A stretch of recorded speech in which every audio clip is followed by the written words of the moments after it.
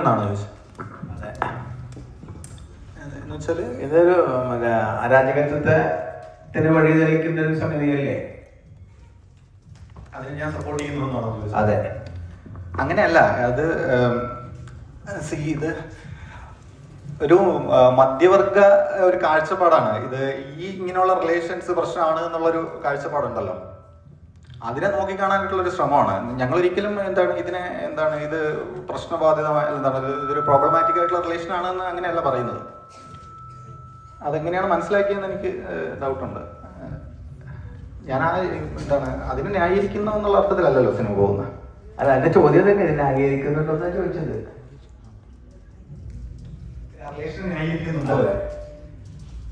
നമ്മൾ ഒരു റിലേഷനെയും ഇതിന് ടൈം ബൗണ്ട് ആയിട്ടുള്ള ഇന്ന റിലേഷൻസ് ആണ് ഉണ്ടാവേണ്ടത് എന്ന് പറയുന്നതിൽ അർത്ഥമില്ലല്ലോ. അതിന് സിനിമയിൽ തന്നെ പറയുന്നുണ്ട്. നാളത്തെ കാലം മാറി വരുന്നതിനനുസരിച്ച് ഹ്യൂമൻ റിലേഷൻസിന്റെ സെക്ഷൽ റിലേഷൻസിന്റെ നേച്ചറും ഒക്കെ ടൈമിനും സ്പേസിനും ഒക്കെ അനുസരിച്ച് മാറുമെന്ന് തന്നെയാണ് പറയുന്നത്. അങ്ങനെ ഒരു സ്റ്റാൻഡ് ഡയറക്ടർ എടുക്കുന്നില്ല. സത്യത്തിൽ ഇത് ഉദ്ദേശിക്കുന്നത് ഈ റിലേഷൻ ഒരു സ്റ്റോറി ഇതിൻ്റെ അകത്ത് വെച്ചിട്ട്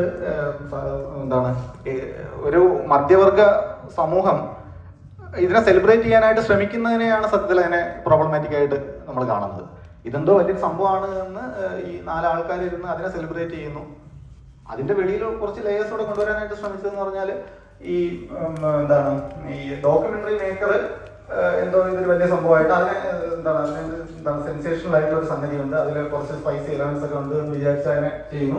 അതിന്റെ പുറകിൽ വേറെ ലെയറിൽ ഈ ഡയറക്ടർ എന്ന് പറയുന്ന മധ്യവർഗത്തിന്റെ മറ്റൊരാൾ, അയാളും ഈ പറഞ്ഞ അഭിലാഷ് ബാബു എന്ന് പറയുന്ന ഡയറക്ടർ 2 ആൾക്കാരുണ്ട് എന്നാണ് ഞാൻ മനസ്സിലാക്കുന്നത്. ഈ ടോട്ടൽ ക്രൂവിന്റെ ടോട്ടൽ സിനിമയുടെ ഡയറക്ടർ എന്ന് പറയുന്ന ഒരു അഭിലാഷ് ബാബുവും അതേസമയം തന്നെ ഈ ഒരു ഡോക്യുമെന്ററി എന്ന് പറയുന്ന പല സമയങ്ങളിലും പല കാലങ്ങളിലും ഫിക്ഷനാണ്. അങ്ങനെ നേരത്തെ തന്നെ വന്ന ഒരു ഐഡിയ ആണ്. പലപ്പോഴും ഡോക്യുമെന്ററി തന്നെ ഉണ്ടാക്കപ്പെടുകയാണ്. ചില നിങ്ങൾ വേണ്ട കാര്യങ്ങൾ മാത്രമാണ് ഡോക്യുമെന്ററിയിൽ കാണിക്കുന്നത്. അർത്ഥത്തിൽ എല്ലാ ഡോക്യുമെന്ററീസും ഹിസ്റ്റോറിയോഗ്രാഫി എന്ന് പറയുന്ന പോലെയാണ്. Historiography means writing history. British ചരിത്രകാരൻ എഴുതുന്ന ഇന്ത്യൻ ഹിസ്റ്ററി ആയിരിക്കില്ല ഇന്ത്യൻ ചരിത്രകാരൻ എഴുതുന്ന ഇന്ത്യൻ ഹിസ്റ്ററി. നമ്മൾ കുറേയൊക്കെ ഡിസ്കസ് ചെയ്തൊരു ഏരിയ ആണ്. അതുപോലെ തന്നെയാണ് ഡോക്യുമെന്ററി. ഡോക്യുമെന്ററി ഇതിന്റെ ഏറ്റവും പുറകിലെ ലെയറിൽ ഞാൻ ഉദ്ദേശിച്ചത് എങ്ങനെയാണ് ഒരു ഡോക്യുമെന്ററി ഉണ്ടാക്കപ്പെടുന്നത് എന്നുള്ളതാണ്. ഡോക്യുമെന്ററി എങ്ങനെ ഒരാൾ ഫിക്ഷണലൈസ് ചെയ്യുന്നു എന്നുള്ളതാണ്. അതൊക്കെയാണ് ഇതിന്റെ തീമുകൾ. അല്ലാതെ ഇതിലെ ഈ മറ്റേ സ്പൈസി സംഭവങ്ങളൊന്നും ഞാനൊരു ടേക്കേ എടുക്കുന്നില്ല. അത് കാലത്തിന് വിട്ടുകൊടുക്കുക എന്നുള്ളതേ ഉള്ളൂ.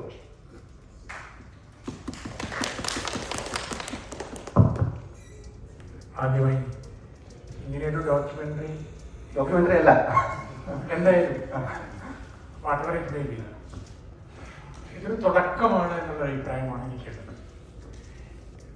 റൈറ്റ്ലി ഇതിന്റെ ലാസ്റ്റില് പറഞ്ഞ പോലെ ഇതിനും അപ്പുറത്തേക്ക് ഒരുപാട് വാതായനങ്ങൾ തുറന്നിട്ട ഒരു പ്രതീതിയാണ് ഇപ്പോൾ ഞങ്ങളുടെ ഫാമിലിയായിട്ട് ജീവിച്ച ആൾക്കാരാണ് തോന്നിയിട്ടുള്ളത്. എൻ്റെ കുടുംബത്തിനകത്തും ഇത്തരത്തിലുള്ള അനുഭവങ്ങളിലൂടെ കടന്നുപോയിട്ടുള്ള വ്യക്തി എന്നുള്ള നിലയ്ക്കാണ് പറയുന്നത്. അതിൻ്റെ ഫ്രിക്ഷൻസും അതിൻ്റെ സംഘടനകളും ഒക്കെ ഉണ്ടായിട്ടുണ്ട്. സിനിമയിലെല്ലാം എന്താ പറയുന്നത്, ഡോക്യുമെന്ററി അല്ല എന്താ പറയുന്നത്, സിനിമ ഇതെല്ലാം ഉൾക്കൊള്ളുമല്ലോ. ഓക്കെ, അതിൽ ഭരണഘടനയെ കുറിച്ച് പറയുന്നുണ്ട്. ഭരണഘടന ഇന്ത്യക്കുള്ളതാണ്.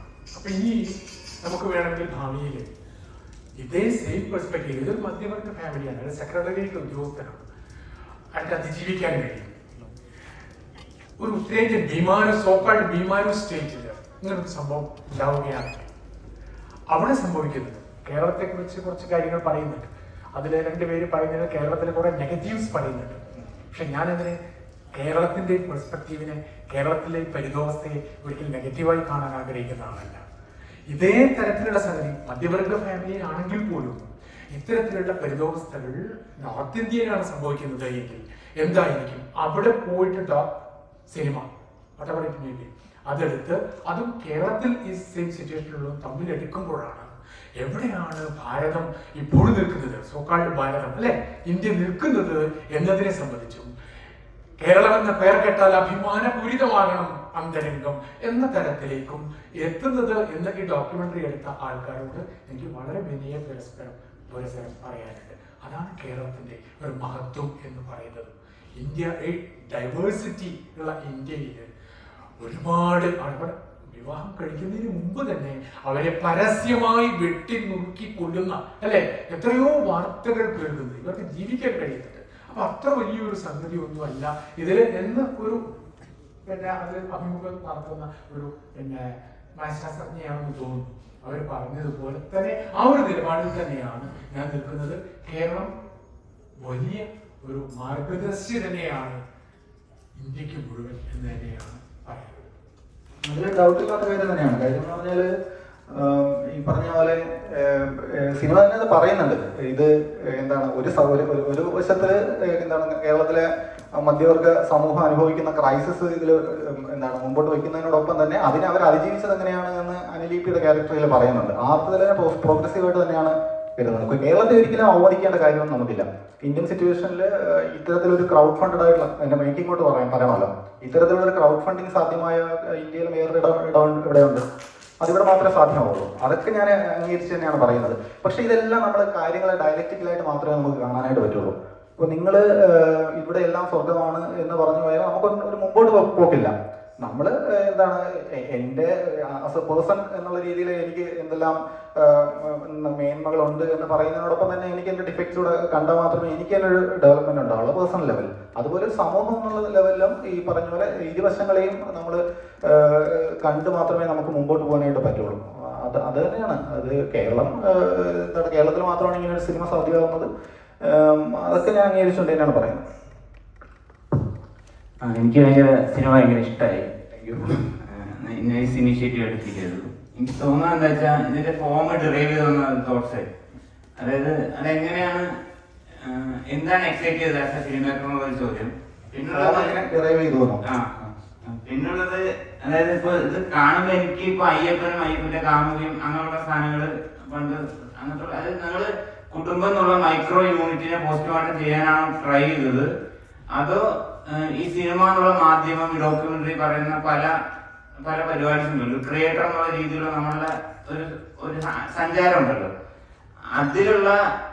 അതിനെ സർക്കാസ്റ്റിക്കോ അല്ലെങ്കിൽ അതിന്റെ ട്രൂത്ത്ഫുൾനെസ്സിന് പരമാവധി പബ്ലിക്കിന് അവൈലബിൾ ആക്കുക. അതൊരു ഫണ്ണായിട്ടാണോ കണ്ടത്, അത് ഭയങ്കര സീരിയസ് ആയിട്ടുള്ള ഇന്റലക്ച്വൽ, ചിലപ്പോൾ തോന്നുന്നു നമുക്ക് ഇന്റലക്ച്വൽ മാസ്റ്റർബേഷൻ ആണോ എന്നൊക്കെ തോന്നും. എങ്ങനെയാണ് ഇതിനെ നിങ്ങളുടെ പോയിന്റ് ഓഫ് വ്യൂ? കാരണം ഈ മാറി ഒരു ഫിലിം മേക്കറിന്റെ പെർസ്പെക്റ്റീവ് ആണല്ലോ സിനിമ. ഈ ടൈറ്റിലുള്ള പോലെ ഇങ്ങനെ ചേഞ്ചിങ് ഇങ്ങനെ മാറി മാറുന്നു, അങ്ങനെ അതിനുള്ള ഒരു വരയുണ്ടല്ലോ ഫിലിം മേക്കറിന്റെ. അത് ഈ സഞ്ചാരത്തിൽ ഫിലിം മേക്കിംഗ് ജേർണിയിൽ ഇതിനെ എങ്ങനെ നിങ്ങൾ നോക്കി കാണുന്നു? നിതീഷ് പറഞ്ഞതിൽ തന്നെ എല്ലാ കാര്യങ്ങളും ഉണ്ട് തന്നെയാണ് എനിക്ക് തോന്നുന്നത്. ഇത് ഈ പറഞ്ഞ ലേയേഴ്സ് എല്ലാം കൂടെ ചേരുന്നതാണ് സിനിമ എന്നാണ് എനിക്ക് തോന്നുന്നത്. അങ്ങനെ ഒരു എന്താണ് അതൊക്കെ ഞാനിതിപ്പോ ഇനി ഇതിനെപ്പറ്റി കൂടുതൽ സംസാരിക്കുന്നതിൽ തന്നെ ഒരു അർത്ഥമില്ല. ഈ സിനിമയുടെ ഫോം എങ്ങനെ ഉണ്ടായി എന്ന് വെച്ചാൽ ദാരിദ്ര്യം കൊണ്ടുണ്ടായതാണ്. അതില് ഒരു എന്താണ് ഞാൻ നേരത്തെ ആലോകം എന്ന് പറയുന്ന റേഞ്ചസ് ഓഫ് വിഷൻ ഒരു റോബർട്ട് ബ്രൗണിങ്ങിന്റെ 5 കവിതകളെ ബേസ് ചെയ്ത് ഒരു ആന്തോളജി സിനിമ ചെയ്തിട്ടുണ്ടായിരുന്നു. അപ്പോൾ അതൊക്കെ ചെയ്ത് സാമ്പത്തികമായിട്ടൊക്കെ തളർന്നിരിക്കുന്ന സമയമാണ്. അതിലൊരു 12.5 ലക്ഷം രൂപയൊക്കെ ചിലവായി. പക്ഷെ അതിൽ തിരിച്ചൊന്നും കിട്ടുന്നില്ല. പക്ഷെ അതേസമയം തന്നെ എന്തെങ്കിലുമൊക്കെ വീണ്ടും ചെയ്യണമല്ലോ, നമ്മൾ ഇടപെടണമല്ലോ എന്നൊക്കെ വിചാരിച്ച് ഇങ്ങനെ ചെയ്യുന്നതാണ്. അപ്പോൾ അന്നേരം ഇത് സത്യത്തില് ഞാൻ നിതീഷ് ന്യൂ ഫിലിം സ്കൂളിൽ ബാച്ച്മേറ്റ് ആണ്. സിനിമയെ പറ്റി ആദ്യമായിട്ട് സിനിമ കാണുന്നത്, അതുകൊണ്ട് അങ്ങനെ ഒരു ഓഡിയൻസിൻ്റെ ഇടയിൽ നിന്നുള്ള ചോദ്യമായിട്ട് എന്നെ കണ്ടാൽ മതി.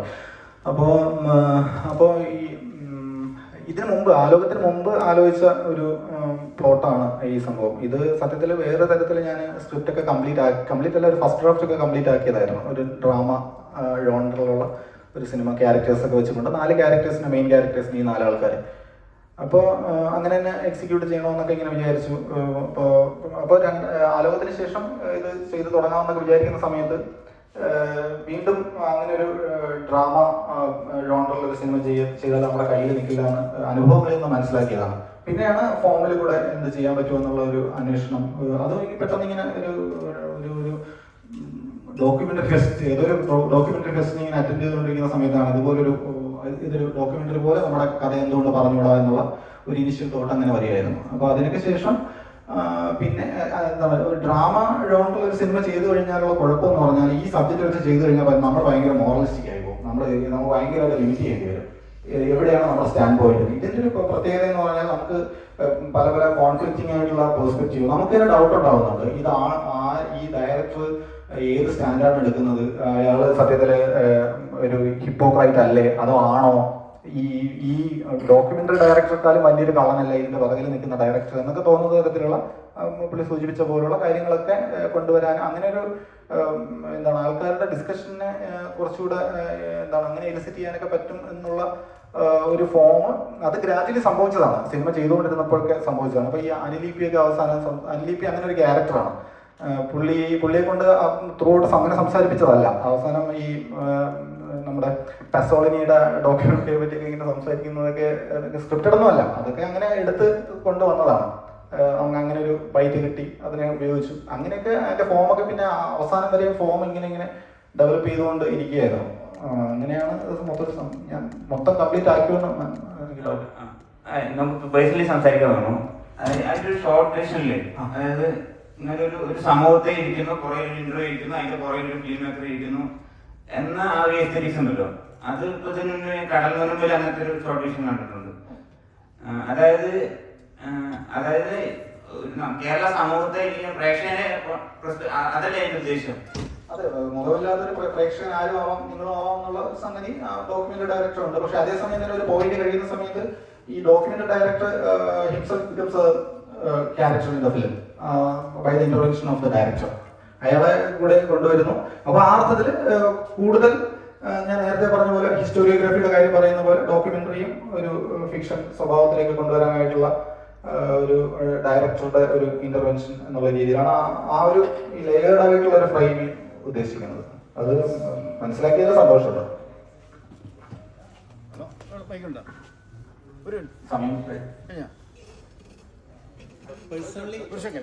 അതായത് ഇപ്പോൾ നമുക്കൊരു ഫാമിലി കൺസെപ്റ്റ് ഉണ്ടല്ലോ. ഇപ്പോൾ ഇവിടെ ഒരു ഫാമിലി കൺസെപ്റ്റ്, ഇപ്പോൾ ഇവിടെ ജെൻഡർ ഈക്വാളിറ്റി എന്നുള്ളതൊക്കെ നമ്മളിവിടെ വളരെ പറയുന്നു. എങ്കിലും ബയോളജിക്കലായിട്ട് നമുക്ക് ഈ ഫീമെയിലിന് ഒരുപാട് ലിമിറ്റേഷൻസ് ഉണ്ട്. അപ്പോൾ ഇതുപോലുള്ള ഒരു ലിവിങ് ടുഗദർ അല്ലെങ്കിൽ അതുപോലെയുള്ള പിന്നെ നമ്മുടെ ഈ കൺസെപ്റ്റിൻ്റെ ഒരു ബോണ്ടേജിന് വിട്ടുകൊണ്ട് ഒരു ലിവിങ് ടുഗദറിലേക്കൊക്കെ പോകുമ്പോൾ അതിൽ ഏറ്റവും കൂടുതൽ ഈ സഫർ ചെയ്യുന്നത് ഈ ഫീമെയിലായിരിക്കും. അത് കാരണം അവർക്ക് ചില ലിമിറ്റേഷൻസ് ഉള്ളതുകൊണ്ട്. അപ്പോൾ ഇങ്ങനെയുള്ള ഒരു ഇതിലേക്ക് പോകുന്നത് നമുക്കൊരു ബോണ്ടേജ് ഉള്ളത് നല്ലതല്ല. അപ്പോൾ ഇങ്ങനെ ഒരു കൺസെപ്റ്റ് പിന്നിലേക്ക് നമ്മൾ ചിന്തിക്കുന്നത് അതിനെക്കുറിച്ച് എന്താ അഭിപ്രായം? അല്ല, അത് ഒന്നാമത്തെ കാര്യം, ഇതിന്റെ ഉത്തരം പറയേണ്ട ഞാനല്ല എന്നാണ് ഞാൻ മനസ്സിലാക്കുന്നത്. അതൊരു സോഷ്യോളജിസ്റ്റിനോടോ മറ്റോ ഒക്കെ ചോദിക്കേണ്ട ഒരു ചോദ്യമാണ്. പക്ഷേ എൻ്റെ ഒരു അഭിപ്രായം എന്ന് പറഞ്ഞാൽ, ഈ സാറിപ്പോൾ ചോദിച്ചത്, സാറിൻ്റെ ചോദ്യം തന്നെ ഉണ്ടായിരുന്നു, ബയോളജിക്കലി അവർ വീക്കാണ് എന്ന്. നമ്മൾ ഏത് കാര്യങ്ങളെയും രണ്ട് രീതിയിൽ നമ്മൾ കാണണം. ഒന്ന് ബയോളജിക്കൽ, രണ്ട് കൾച്ചറൽ. എല്ലാ അർത്ഥത്തിലും സ്ത്രീകൾ എന്താണ് ബയോളജിക്കലി അവർക്ക് ചില ലിമിറ്റേഷൻസ് ഉണ്ട്, എന്താണ് ഡിഫറെൻ്റ്ലി ഏബിൾഡ് ആയിട്ടുള്ള ആൾക്കാരുണ്ട്. പക്ഷെ നമ്മൾ അതിനെ മറികടക്കുന്നത് എങ്ങനെയാണ്? നമ്മൾ കൾച്ചറലിയാണ് അതിനെ മറികടക്കുന്നത്, നമ്മൾ ഉണ്ടാക്കുന്ന ഇൻസ്റ്റിറ്റ്യൂഷൻസ് വഴി. മനസ്സിലായില്ലേ? അത് രണ്ടാണ്. അപ്പോൾ അവർക്ക് എന്താണ്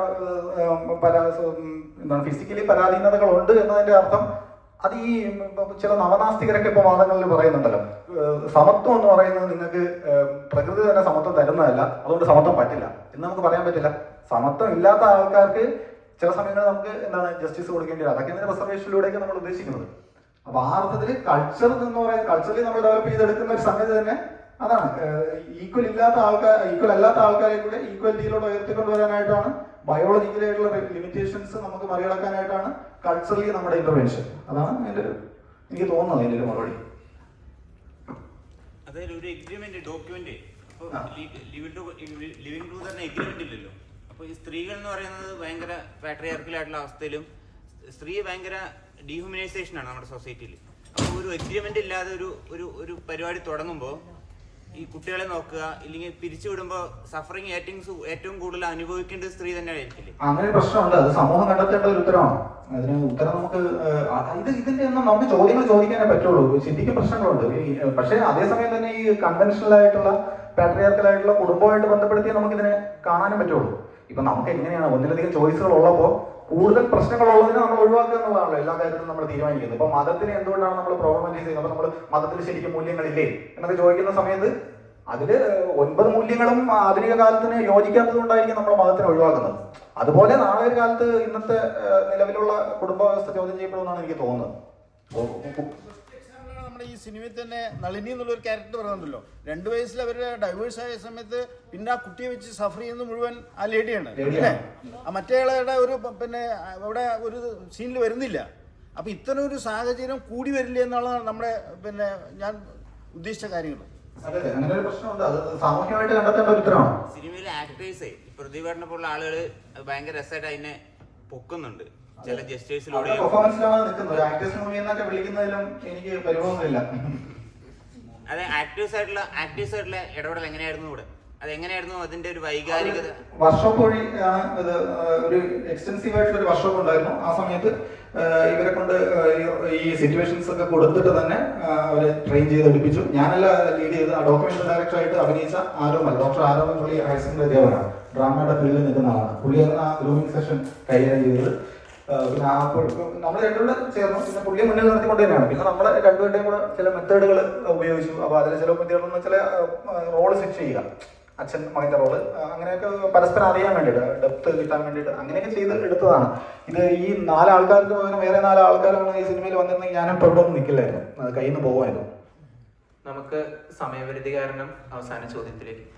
എനിക്ക് പേഴ്സണലി കുറച്ച് എന്താ ഇപ്പോൾ കടന്നു പോകുന്ന സാഹചര്യമായിട്ട് എനിക്ക് ഭയങ്കര റിലേറ്റ് ചെയ്യാൻ പറ്റിയ സിനിമയായിരുന്നു. അതുകൊണ്ട് എനിക്ക് ഭയങ്കര ഇൻട്രസ്റ്റിംഗ് ആയിരുന്നു. കാരണം അതിൽ ഒരേ സമയം കഥാപാത്രമായി മാറാനും സാധിക്കുന്നുണ്ടായിരുന്നു. ഇതിലെനിക്കിപ്പം ഒരു കാര്യം സൂചിപ്പിക്കാറില്ല. അപ്പം എല്ലാം കൺവെൻഷണൽ ആയിട്ടുള്ള കുറേ കാര്യങ്ങൾ അവിടെ വരുന്നുണ്ട്. അൺകൺവെൻഷണൽ ആയി പറഞ്ഞ പോലെ ഒരു ഫാമിലി റിലേഷൻസിൽ ഈ പറഞ്ഞ അങ്ങോട്ടും ഇങ്ങോട്ടുള്ളൊരു ക്രോസിംഗ് ആയിട്ടുള്ളൊരു ബന്ധം, അത് മാത്രമേ ഉള്ളൂ. അത് കൂടാതെ ആഡ് ഓൺ ചെയ്തിട്ടുള്ള ഒരൊറ്റ കാരണം റിലീജിയനാണ് ഈ തോന്നിയിട്ടുള്ള റിലീജിയൻ. അതിൽ തന്നെ ഒരാളുടെ ഓരോ പേഴ്സ്പെക്റ്റീവ്, മുസ്ലിം എന്നുള്ള പേഴ്സ്പെക്റ്റീവ് എടുക്കുകയും ചെയ്യും. അപ്പം ഇന്ത്യൻ സാഹചര്യത്തിൽ അത് അഡ്രസ്സ് ചെയ്യണം എന്ന് വിചാരിച്ചതിനെ ഉൾപ്പെടുത്തിയതാണ്. രണ്ടാമത്തെ കാര്യം, അതിന് കുറച്ചും കൂടി നേരിടേണ്ടി വരുന്ന മുസ്ലിം എന്ന പെർസ്പെക്റ്റീവില് സുനീർ മുഹമ്മദ് നേരിടേണ്ടി വരുന്ന പ്രശ്നങ്ങളെ കുറച്ചും കൂടി അഡ്രസ്സ് ചെയ്യാമായിരുന്നില്ലേ എന്ന് എനിക്ക് ഒരു അഭിപ്രായം തോന്നുന്നു. അതൊരു റിലീജിയസ് ആയിട്ടുള്ള മറ്റൊരു ആള് വരുന്ന സമയത്ത് അതിന്റെ കോൺഫ്ലിക്റ്റ് കുറച്ചുകൂടി ഇന്റൻസിഫൈഡ് ആകും എന്നുള്ളത് കൊണ്ട് തന്നെയാണ്. മുസ്ലിം എന്നുള്ള പെർസ്പെക്റ്റീവ് എല്ലാം ഉപേക്ഷിച്ച് വരുന്ന ഒരു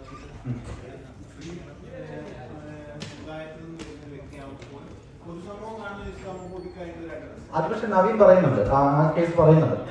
അതെ, പുള്ളി ഒരേ സമയം ഇസ്ലാമിക് ആയിട്ടുള്ള എല്ലാ ഐഡന്റിറ്റിയും ഒഴിവാക്കിയിട്ട് വരുന്നു. പറഞ്ഞ പോലെ വ്യവസ്ഥാപനമല്ലാത്തൊരു ഇടതുപക്ഷത്തിന്റെ ഭാഗമായിട്ട് ജീവിക്കുന്നു. പക്ഷെ അതേസമയം തന്നെ നവീന്റെ വിദ്യാർത്ഥി ജീവിതത്തിലൊക്കെ അതിൽ റിലീജിയൻ സർട്ടിഫിക്കറ്റിലേക്ക് കയറി വരുന്ന തരത്തിലുള്ള അത് നമ്മുടെ സമൂഹത്തിലൊക്കെ ഉള്ള ഒരു സംഗതിയാണ്.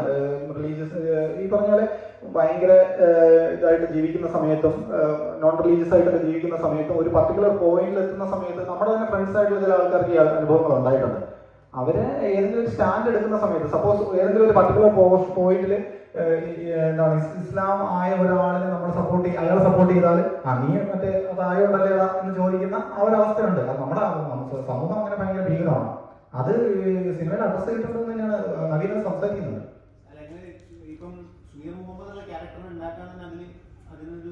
അതുകൊണ്ട് അത് നമ്മൾ പറയണം. നമ്മള് ഇപ്പോ അതൊരു സവർണ കുടുംബത്തിലൊരു ആള് വന്നിരിക്കുന്നതിനേക്കാളും വന്നിരുന്നാലും നമുക്ക് ഇത്രയും നമുക്ക് ഡിസ്കസ് ചെയ്യാനായിട്ട് പറ്റില്ല. അത് ഒരു ഇന്റർ റിലീജിയസ് ആയിട്ടുള്ള സംഗതി വരുമ്പോൾ അതിന്റെ ടെൻഷൻ കുറച്ചുകൂടെ ഹൈലൈറ്റ് ചെയ്യാൻ പറ്റുമെന്നുള്ള ഒരു തോന്നലാണ് അങ്ങനെ ചെയ്തത്.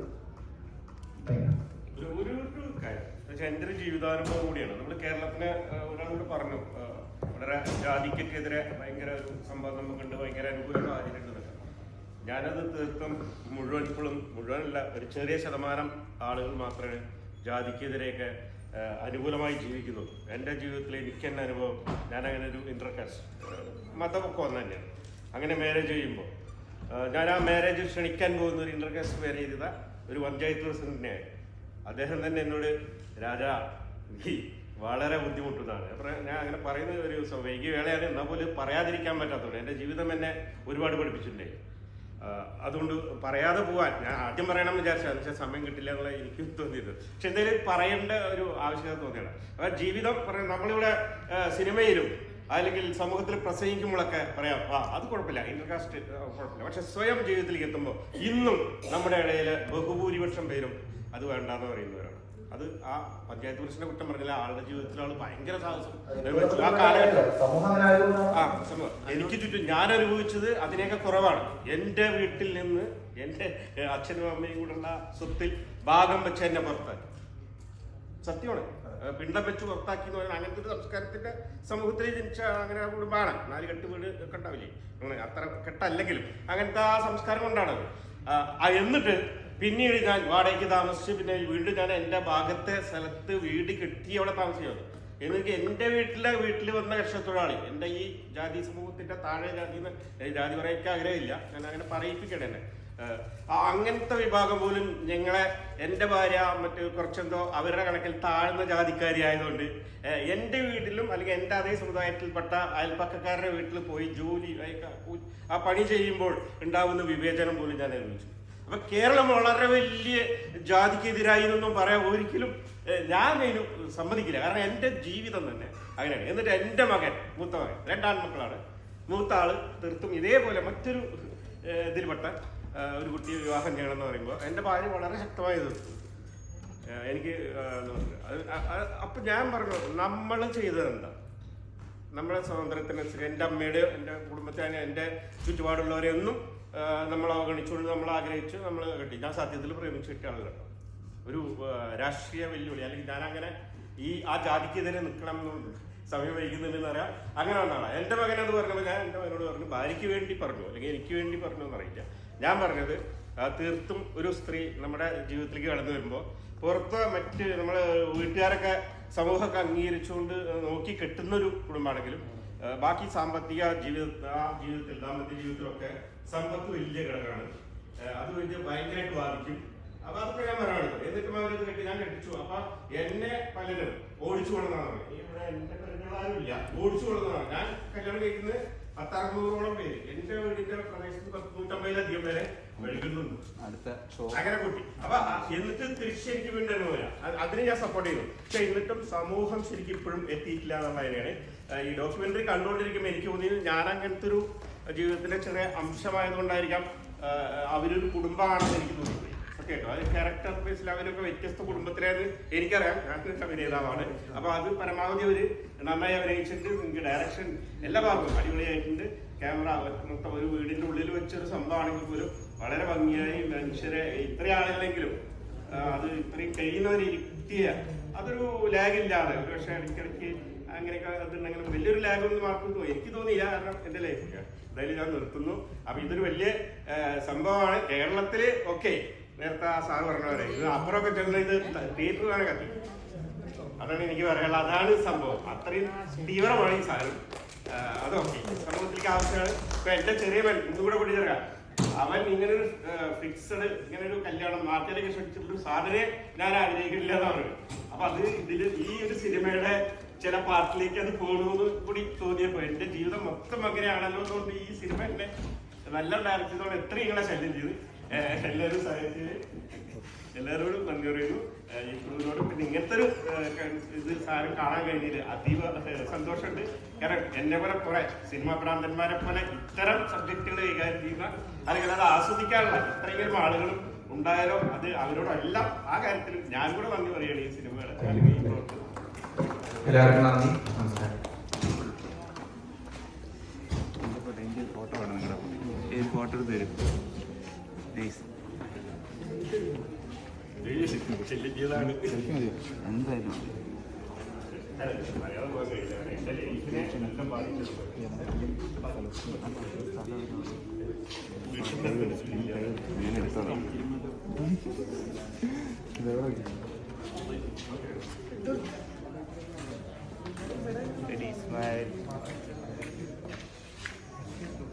Thank you.